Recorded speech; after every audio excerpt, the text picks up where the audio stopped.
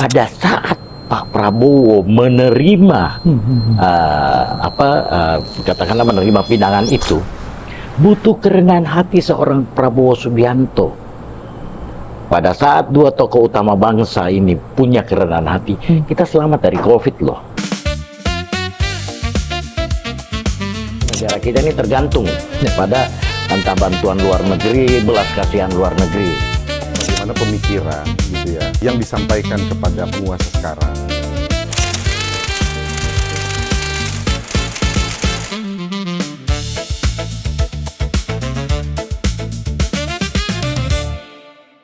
Teman-teman, jadi hari ini adalah salah satu hari yang istimewa karena aku punya kesempatan ngobrol sama salah seorang yang ini legend lah pokoknya. Pokoknya kalau kalian ada di dalam dunia relawan lah kalau aku bilang.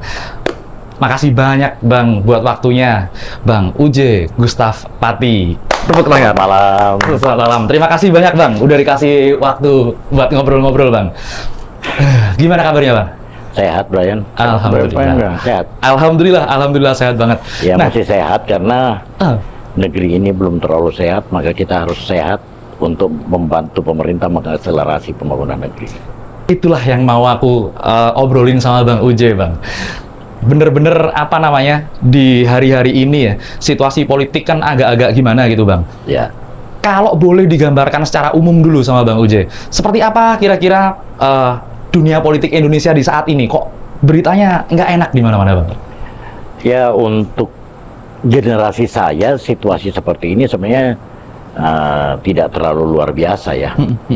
Di generasi kami itu tahun 80-an, itu dinamikanya lebih dari yang ada pada saat ini. Apalagi generasi tahun 70-an, bahkan 66 ada babakan sejarah kan. Jadi termasuk 98, artinya dinamika yang ada pada saat ini sebenarnya masih dalam batas-batas yang normal, tidak sampai terlalu mengganggu kenyamanan masyarakat. Ya, stabilitasnya masih oke ya, menurut Bang Uje? Masih terjaga banget. Karena kemarin banyak isu sebelumnya kan, aku review 1 bulan ke belakang dulu sebentar ya Bang. Ada dolar naik, kemudian minyak dunia ya ini, kemudian yang sampai pertama kemudian naik. Ini menurut Bang Uje, dibandingkan dengan masa dulu, pergolakannya berarti masih nggak ada masalah dong di hari ini? Sebenarnya tidak terlalu jadi masalah karena itu kan semua ada sebab. Seperti masalah perang di Timur Tengah, setelah itu krisis global, kita terkena dampak ya. Tidak ada negara yang tidak terkena dampak ya. Tetapi pemerintah kita ini kan menyikapi dengan cukup bagus. Kita tetap bertumbuh kok secara ekonomi. Jadi sebenarnya tidak banyak yang harusnya kita khawatir. Iya sih, sebenarnya seperti itu ya. Dan teman-teman, sebenarnya Bang Uje ini adalah salah seorang yang kalau aku bilang cukup mempunyai andil besar dalam mengantarkan seorang pemimpin yang pernah jadi presiden di Indonesia, Pak Jokowi, Bang Uje. Tapi kan Bang Uje ini bukan orang parpol kan? Bukan. Dan sampai hari ini nggak terafiliasi parpol. Belum pernah.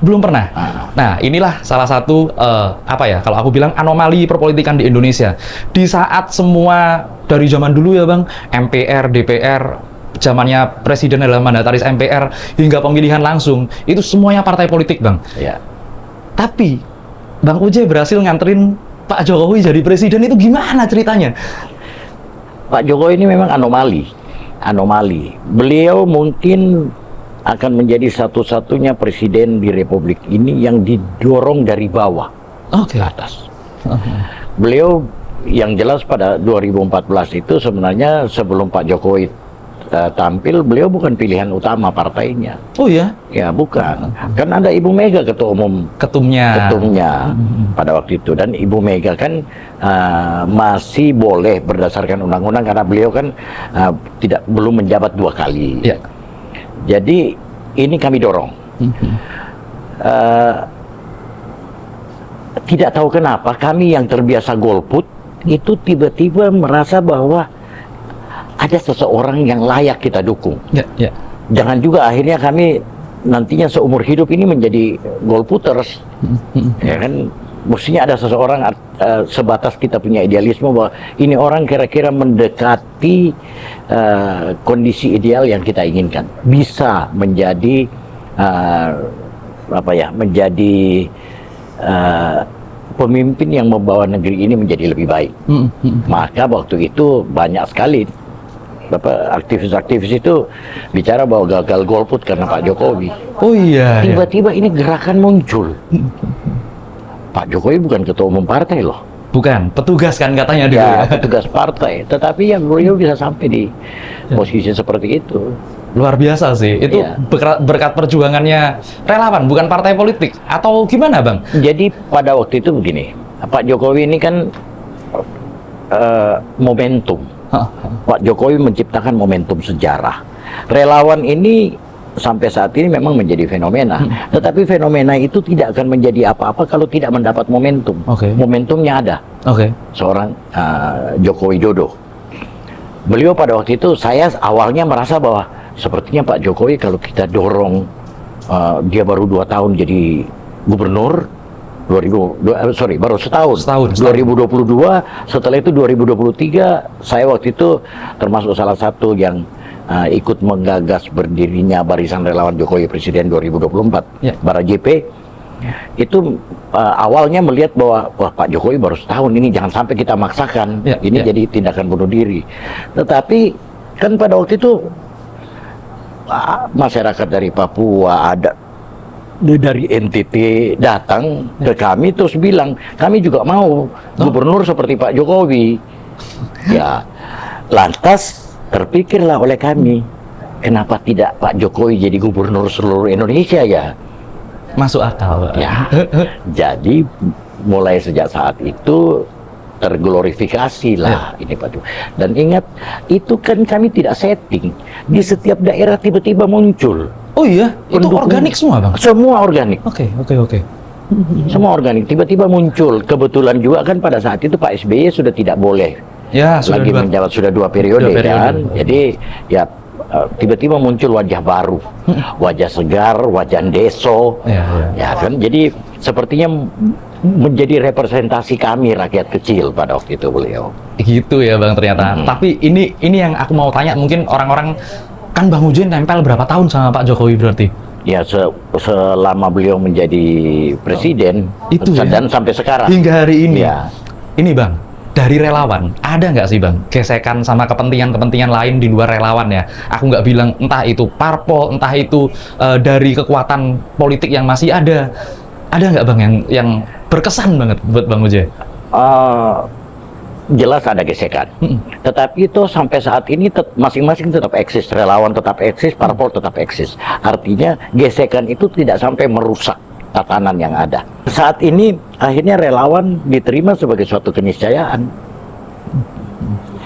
Apakah kami ini hanya musiman? Tidak juga tuh, sampai sekarang kami tetap ada dari 2013 sampai sekarang 2026. Kira-kira Sekitar sudah 13 tahun 13 lebih, tahun kami masih tetap eksis. Bukan cuma Bara JP ya, hampir banyak sekali, bahkan ada relawan Bapak dari pada waktu beliau maju dari Solo dan sampai sekarang masih eksis. Ya. Ini akhirnya eksistensi yang bisa diterima oleh masyarakat. Ya. Parpol juga tetap seperti itu kan, artinya bahwa kami bisa berjalan seiring biarpun kadang-kadang ada gesekan. Itu yang pengen aku tanyakan, Bang. Ini kan banyak faksi, banyak segala macam ya. Kok bisa? Resep apa dari Bang Uje bisa jadi middleman, bener-bener orang tengah yang bisa akomodasi semuanya dan distribusinya bagus gitu loh, Bang? Saya tidak bisa merepresentasikan diri saya sebagai sebagai orang yang menjembatani relawan ke parpol ya. Tidak bisa, karena saya tidak pernah menjadi orang parpol. Tetapi sejauh yang saya tahu, gesekan kita bisa debat terbuka bisa berdiskusi terbuka dengan orang parpol, ya kondusif aja sih. Itu ya. Artinya, yang paling penting sebenarnya begini, pada waktu masing-masing punya kesadaran bahwa diskusi ini adalah diskusi kebangsaan demi kebaikan bangsa dan negara, it's okay. semuanya pokoknya itu ya Bang ya? Iya. Demi kebaikan bangsa dan negara. Itu yang mau aku tanya Bang.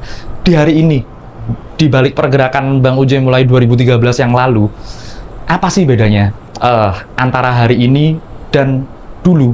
Apakah beda Bang? Relawan yang dibentuk sekarang sama relawan yang zaman dulu, kepentingannya, idealismenya untuk ini apa Bang bedanya kira-kira? Sebenarnya sama aja. Orang akan melihat bahwa beberapa relawan itu menjadi pejabat di negeri ini. Ya. Wakil menteri, staf ahli, menjadi direktur di BUMN, menjadi komisaris di BUMN. Tapi pada dasarnya kan ini hanya yang ada di permukaan. Di bawah itu tetap sama. Oh iya. Militan, orang-orang yang setia pada semangat kebangsaan, biarpun mungkin mereka punya terjemahan bukan begitu ya. Tetapi pada ini bahwa mereka ini untuk relawan itu kan loyal pada figur. Oke. Nah, kalau partai kan, kalau politisi loyal pada partai, kalau kami relawan ini kami punya figur. Dan sampai sekarang kan Pak Jokowi ya puji syukur beliau masih sehat. Masih sehat. Jadi kami tetap punya batasan-batasan yang mengukur pada pribadi Pak Jokowi. Oke, berarti ideologinya adalah kalangan bawah ya, Bang ya. Kalangan bawah benar-benar aspirasi masyarakat yang kemudian dorong Pak Jokowi waktu itu kan? Iya, dan itu kan kami ini cuma representasi dari masyarakat. Tetapi sejatinya di bawah ini saya meyakini mereka jauh lebih militan dari kami dan lebih loyal dari kami. Oke, itu kan banyak Bang sekarang. Banyak banget. Iya. Apalagi di media sosial. Sekarang kan panas ya Bang ya di media sosial. Ya. Ada yang istilah-istilahnya aneh-aneh lah pokoknya, yang termul apa segala macem gitu kan. Aku itu mau tanya sama Bang Uje. Bang, bedain antara orang-orang yang benar-benar organik, punya militansi yang kuat tentang hal itu. Ya karena aku anggap kalau itu memang ideologi dan idealismenya mereka, selama mereka memperjuangkan itu benar. Ya. Tapi kan ada beberapa orang yang mengira kalau itu adalah buzzer settingan, Bang. Ini negeri demokrasi. Mereka bisa saja beranggapan begitu. Kami juga bisa beranggapan lain tentang mereka. Tapi kami meyakini di diri kami bahwa kami ini idealis. Kami tahu bahwa apa yang kami lakukan pada waktu 2013-2014 itu melawan pakem politik. Tapi kami setia di garis itu, dan akhirnya yang pada waktu itu orang-orang mencela kami kan melihat bahwa kami berhasil mengusung seseorang yang lahir dari kalangan bawah menjadi presiden, menjadi manusia nomor 1 di negeri ini sebagai presiden Republik Indonesia. Jadi fine-fine saja sih, beda pendapat itu, beda persepsi itu biasa-biasa aja sebenarnya. Cuma memang sebaiknya jangan sampai kita mendidik masyarakat itu menjadi kaum pembenci. Iya. Segala hal dilihat negatifnya. Ada satu fenomena yang terjadi saat ini. Kalau kau mau jadi terkenal, nyenggol Pak Jokowi. Itu pola baru ya, Bang? Ya. Nyenggol Pak Jokowi. Ya, itu langsung melejit. Naik ya, Bang? Ya, langsung melejit. Itu Bang, terus habis itu kan memang seorang Pak Jokowi itu kan kuat ya, bahkan hingga hari ini. Nah, banyak masyarakat kita yang kemudian mencari konektivitas, korelasi antara Pak Jokowi sama Pak Prabowo. Banyak opini di masyarakat yang bilang, wah ini ada di tahun lalu matahari kembar. Kemudian ada yang bilang, wah ini udah nggak kompak lagi nih, atau mungkin ini sekarang udah waktunya untuk Pak Prabowo maju sendiri. Bang Uje, sebagai seorang yang kenal banget, aku yakin kenal banget sama Pak Jokowi ya, itu seperti apa sih? Sebenarnya fakta di lapangan seperti apa? Hubungan antara dua pemimpin ini? Pak Jokowi dan Pak Prabowo ini kan begini. Hubungan ini luar biasa karena kenapa? Hubungan baik dua tokoh utama bangsa ini pernah membuat kita menjadi pernah membuat negeri ini selamat. Pada waktu Pak Jokowi terpilih sebagai pemenang Pilpres 2019, Pak Jokowi mengajak Pak Prabowo bergabung dalam tim. Butuh kerendahan hati seorang Jokowi untuk mengajak Prabowo Subianto yang notabene pada waktu itu kalah Pilpres. Ya, rival ya waktu itu. Rival. Butuh kerendahan hati seorang Joko Widodo pada waktu mengajak rivalnya untuk bergabung dalam tim. Ya. Pada saat Pak Prabowo menerima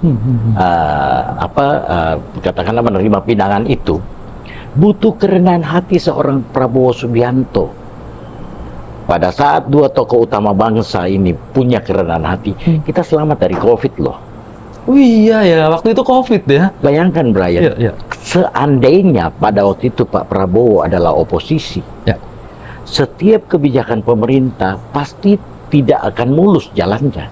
Iya, iya. Tapi Tuhan sayang negeri ini, dan dua tokoh bangsa ini untuk saya betul-betul tokoh sejati, tokoh bangsa sejati. Iya. Karena sadar atau tidak, mereka membuat kita tuh pada waktu menghadapi COVID itu tidak hancur lebur. Masih selamat ya Bang. Selamat. Aku jadi penasaran Bang Oje. Dulu sewaktu Pilpres 2024, sebelumnya, let's say tahun 2023 lah ya, ibaratnya Pak Jokowi ini mencari suksesor. Ya. Pada waktu itu ada sinyal-sinyal yang rambutnya putih, banyak mikirin negara, dan lain sebagainya lah ya. Apa yang kira-kira menurut Bang Oje membuat Pak Jokowi memilih Pak Prabowo sebagai suksesornya? Kan sebagai penerus ini yang sekarang. Apa kira-kira Bang? Jadi begini, sebenarnya setahu saya itu Pak Jokowi pernah ngajak Pak Prabowo ke sawah nih di Kebumen. Ya. Pak Prabowo ke sawah, itu yang Pak Jimli bilang kan, ngapain coba seorang Menhan diajak ke sawah. Iya, iya. Tapi pada waktu itu kan di Kebumen, Jawa Tengah, gubernurnya kan Pak Ganjar. Pak Ganjar, iya. Jadi pada waktu mereka jalan bertiga, Pak Jokowi sebenarnya sempat ini kan, udah saya tinggalkan Bapak Pak Ganjar dan Pak Prabowo, silakan bicarakan. Ya. Seandainya kalian sepakat untuk berpasangan itu baik, bagus ya. Ya, ya. Tapi tidak tercapai kesepakatan pada waktu itu. Ada satu dan lain hal lah ya. Siapa yang jadi nomor satu, siapa yang jadi nomor dua, tidak tercapai kesepakatan. Pada kesempatan berikutnya, tawaran itu diberikan lagi. Karena Pak Jokowi sebenarnya maunya Pak Prabowo dan Pak Ganjar, atau Pak Ganjar dan Prabowo ini pasangan dalam Pilpres 2024. Nah, jadi pada waktu itu kesepakatannya bahwa ada beberapa lembaga survei kredibel yang akan menjadi juri. Oke. Siapa yang punya rating paling tinggi menjadi presiden, yang Lebih ini surveinya. yang lebih rendah itu menjadi wakil. Oke. Nah, pada waktu itu Pak Ganjar lagi elektabilitasnya lagi tinggi banget. Iya, iya. Tapi kan pada saat itu saya tidak tahu kenapa tiba-tiba berbicara tentang partisipasi Israel dalam Piala Dunia di bawah 20 tahun itu. Iya, iya. Nah, itu membuat elektabilitas Pak Ganjar terjun bebas. Iya, iya. Dan Pak Prabowo yang dapat rebound dari itu. Oh, oke. Pak Prabowo, sehingga secara Elektabilitasnya ya. elektabilitas kan Pak Prabowo di atas. Unggul. Tapi sekali lagi Pak Ganjar kan bukan ketua umum partai, sehingga sikap politik Pak Ganjar kan tergantung pada partainya. Betul. Nah, pada saat itu tidak tercapai juga kesepakatan untuk menyatukan dua tokoh ini, sehingga akhirnya masing-masing memilih pasangan. Oke. Pak Ganjar dengan Pak Mahfud, Pak Prabowo dengan Mas Gibran. Jadi untuk saya tuh dinamika itu mencerminkan bahwa politik ini tidak sesederhana yang digambarkan. Tetapi juga pasca Pilpres, mestinya politik ini jangan juga disikapi sebagai kontestasi Pilpres itu jangan juga disikapi sebagai perang. Ya, ya, ya, ya. Yang mengakibatkan seperti sekarang masih ada perpecahan, efeknya tuh ya ada sampai sekarang. Mestinya politik itu dilakukan dengan riang gembira. Kita bicara soal pesta demokrasi loh. Iya. Tapi kok perang? Iya. Perang Mestinya opini bukan di pesta mana-mana. demokrasi, tapi perang demokrasi. Kan? Perang demokrasi.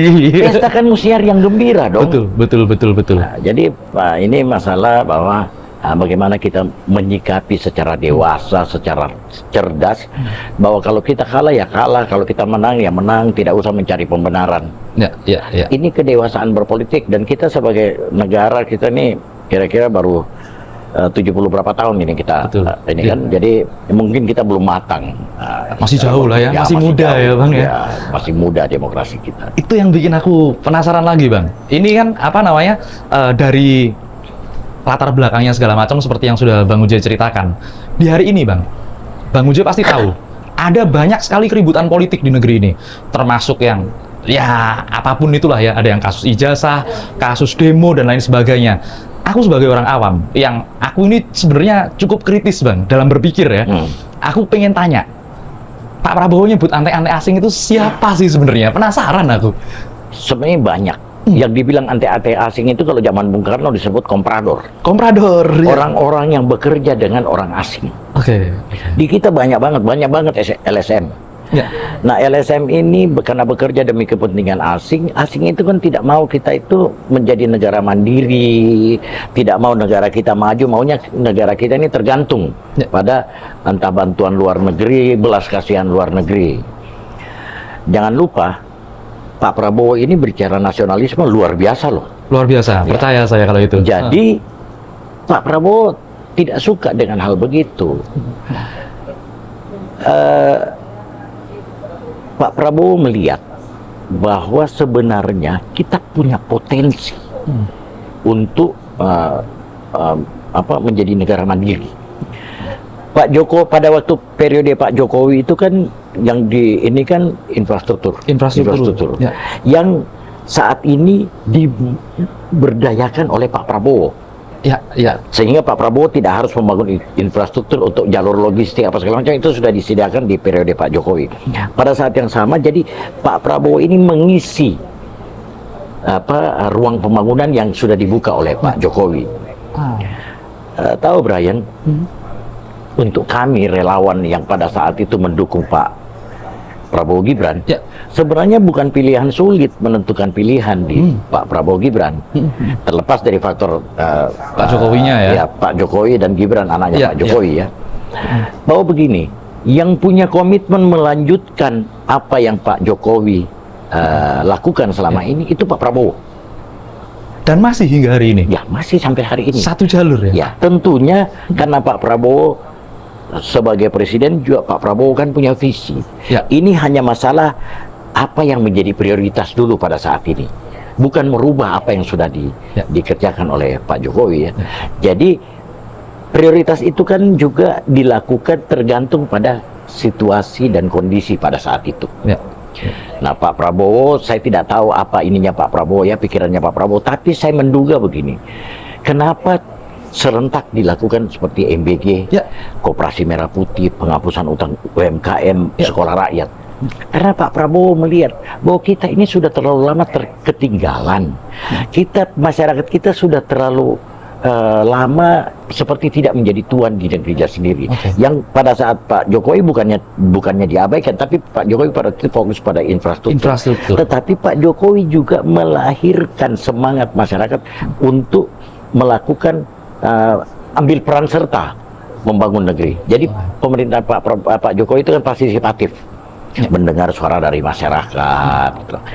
Nah, Pak Prabowo sekarang mengisi. Pak Prabowo lakukan semuanya serentak supaya ini ada keadilan di negeri ini. Jangan sebagian nikmati, sebagian belum. Sebagian nikmati, sebagian tidak. Dan itu bagi saya mulia banget gitu loh. Program itu program yang luar biasa, dan program itu semua berpihak kepada masyarakat. Bahwa di tingkat implementasi masih banyak kekurangan, ya itu kita perbaiki pelan-pelan. Pasti, namanya mentalitas ya. Kan programnya program raksasa dilakukan secara serentak, pastilah banyak kekurangan. Tapi ya sambil kita terus mengevaluasi, tapi yang pasti jangan berhenti. Karena yang menikmati rakyat kecil. Oke Bang, tapi aku punya ini usil dikit ya Bang ya, usil dikit. Kalau seumpamanya ini berkelanjutan ya, apa yang sudah dilakukan Pak Jokowi diteruskan sama Pak Prabowo. Kalau zaman dulu aku kenal namanya Garis Besar Haluan Negara, GBHN. Ini apakah ini seperti GBHN ya, atau kontrak politik, Bang? Saya tidak lihat itu sebagai kontrak politik ya, karena ingat Pak Jokowi itu cukup dekat dengan Pak Ganjar. Oke.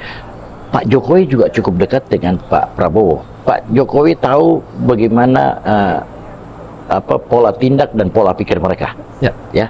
Sehingga pada waktu itu Pak Jokowi sebenarnya mau gabungkan mereka dua ini, Pak Ganjar dan Pak Prabowo, Pak Ganjar dan Pak Prabowo, tetapi kan situasinya tidak memungkinkan karena satu dan banyak hal. Jadi sebenarnya Pak Jokowi melihat bahwa dari calon yang ada yang bisa melanjutkan program-program Pak Jokowi tentunya sebagai presiden punya harapan bahwa jangan sampai program-programnya itu mandek, ya kan? betul. Nah, Pak Jokowi melihat, kalau menurut saya ini Pak Jokowi melihat bahwa Pak Prabowo komit dengan itu, bahwa sebagai presiden Pak Prabowo punya visi seperti saya tadi bilang, yaitu haknya Pak Presiden. Tapi yang penting bahwa apa yang sudah dilakukan Pak Jokowi itu tidak diabaikan sama sekali.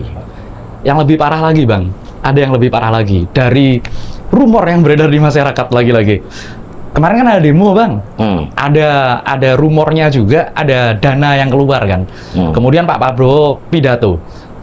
Saya tahu kok yang danai demo-demo itu. Kan seperti itu pidatonya. Kemudian beberapa media dan ini media non mainstream ya. Mereka mengaitkannya dengan apa ini sama Mas Gibran apa gimana gitu. Kesannya dibenturkan gitu. Menurut Bang Uce seperti apa? Ya, itu jelas dibenturkan. Oke.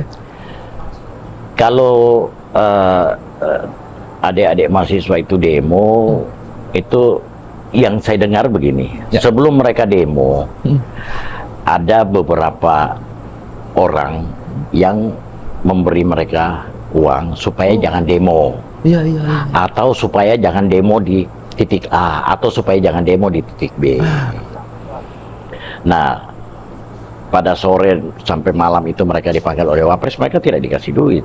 Oh iya? Tidak ada itu. Terus yang bilang habis dari istana Wapres dikasih duit itu bohong itu berarti? Bohong. Ya, Jadi ininya untuk saya begini loh. Kita terlalu terbiasa menerima narasi sesat, sehingga kita beranggapan bahwa apapun yang dilakukan oleh Pak Jokowi, apapun yang dilakukan oleh Mas Gibran, dan sekarang apapun yang dilakukan oleh Pak Prabowo itu salah. Iya. Kita terbiasa menerima itu. Iya. Karena sepanjang hampir 2 tahun usia pemerintahan Pak Prabowo, kita dicecokin dengan berita itu dan mendapat porsi pemberitaan yang luar biasa. Oke. Jadi kita akhirnya terpola. Kita sedang membentuk generasi gosip, generasi hoax, dan generasi yang pada akhirnya tidak bermoral. Oke. Jadi memang berita-berita itu gimana sih, Bang? Bedain antara narasi-narasi kosong, let's say ini narasi kosong, dan narasi data. Sedangkan, Bang, ada juga orang yang mengkomparasikan data yang pemerintah punya dan data mereka sendiri. Mungkin LSM yang tadi Bang Uce bilang. Seperti apa kira-kira buat memisahkan itu distorsinya? LSM itu banyak juga yang jujur kok. Oh ya? Banyak LSM yang yang tidak punya kepentingan apa-apa kecuali untuk kemajuan negeri. Ya, valid kalau itu memang. Tetapi banyak juga kan yang tidak. Yang tadi saya bilang, Brian, bahwa negara-negara maju itu berkepentingan kita tidak terlalu maju supaya kita tetap punya ketergantungan. Mereka itu maunya kita itu jangan sampai hilirisasi karena bisa mendapat bahan mentah yang murah di produk di sana, dijual kita dengan harga yang mahal sehingga kita hampir tidak mendapat nilai tambah. Maunya mereka kan seperti begitu. Jangan maju lu cukup tergantung sama gue, lu hidup dalam ini rata-rata aja. Nah, sementara Pak Jokowi dan Pak Prabowo kan tidak begitu memandangnya. Bahwa kita ini sebagai bangsa ini punya potensi. Masalahnya itu kita sedang mengarah ke situ, membangun harga diri bangsa sebagai bangsa bermartabat. Ya, kita hampir setiap hari disuguhin dengan berita-berita hoax. Bagi saya, mereka ini sadar atau tidak menjadi bagian dari kepentingan asing. Dan nggak dibayar lagi? Nggak dibayar, mungkin tidak dibayar. Iya, jadi satu sumbernya turun, kemudian yang lainnya kegiring aja kan, Bang? Iya kan? Jadi bayangkan kita kebayang bahwa bagaimana generasi yang akan datang. Dulu kita dicocokin dengan berita kepahlawanan seorang Sudirman, kepahlawanan para ini mau di Ponorogo, Patimura segala macam, sehingga kita punya mentalitas nasionalisme dan itu mendorong kita untuk berani memerdekakan diri. Sekarang kita disajikan dengan berita-berita seperti ini. Bayangkan seperti apa generasi kita nantinya. Nantinya 2030 Bang, seperti apa? Kan ada gosip 2030 Indonesia bubar, Go Split itu bukunya. Enggak lah. Enggak ya? Indonesia tidak bubar. Ingat pada waktu lahirnya Budi Utomo 1908, Ya. itu semangat bahwa kita mestinya bisa berkumpul, bisa membicarakan soal-soal kebangsaan. Kongres Pemuda pertama 1926 itu lahirnya kesadaran persatuan nasional. Ya.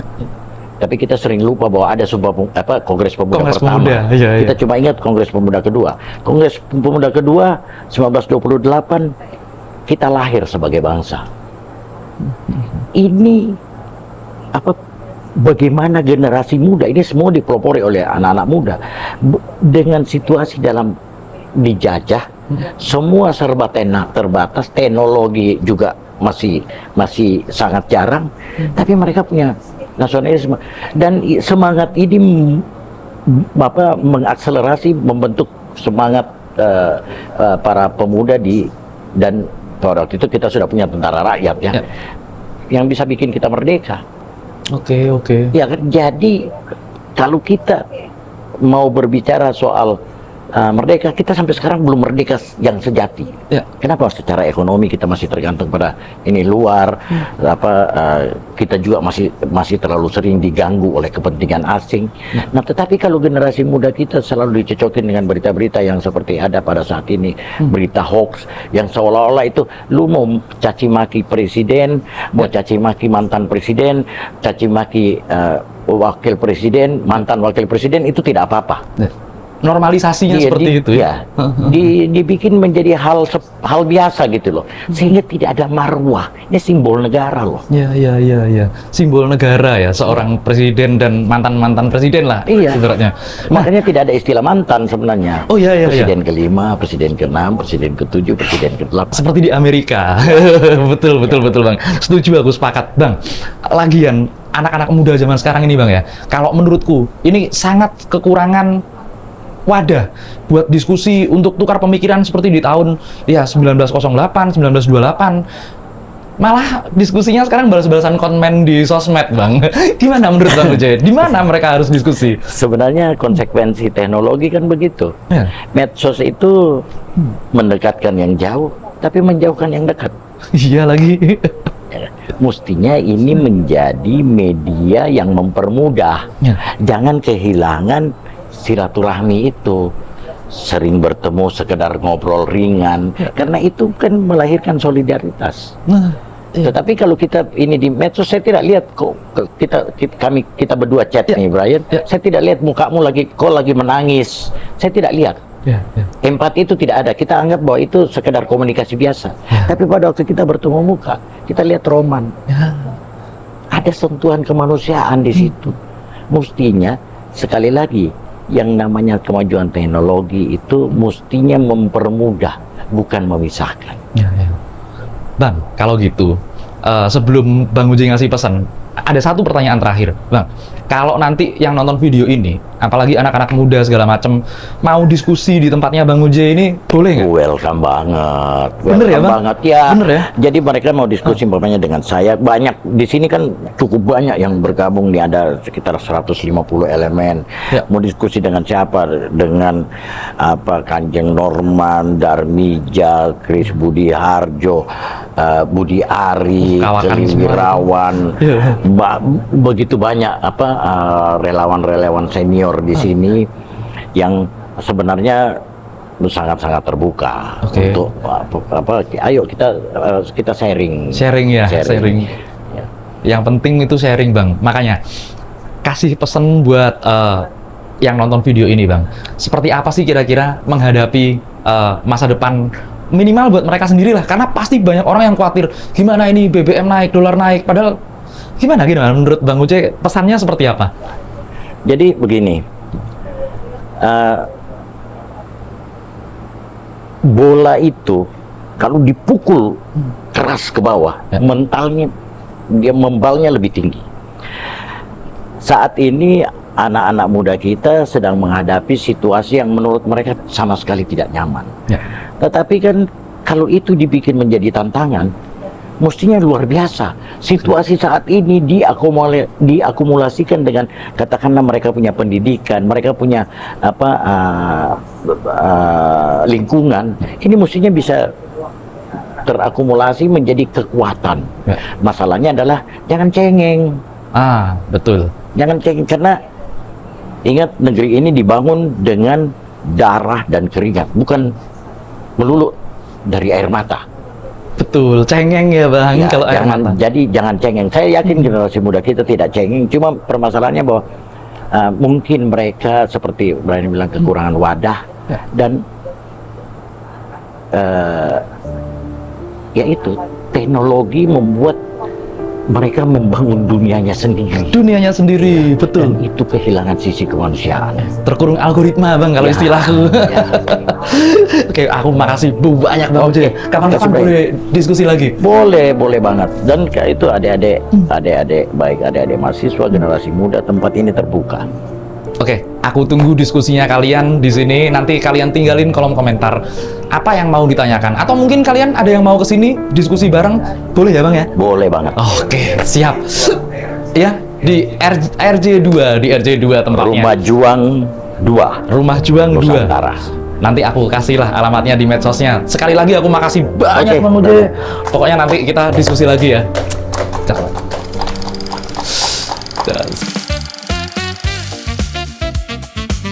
Negara kita ini tergantung pada entah bantuan luar negeri, belas kasihan luar negeri. Bagaimana pemikiran gitu ya yang disampaikan kepada penguasa sekarang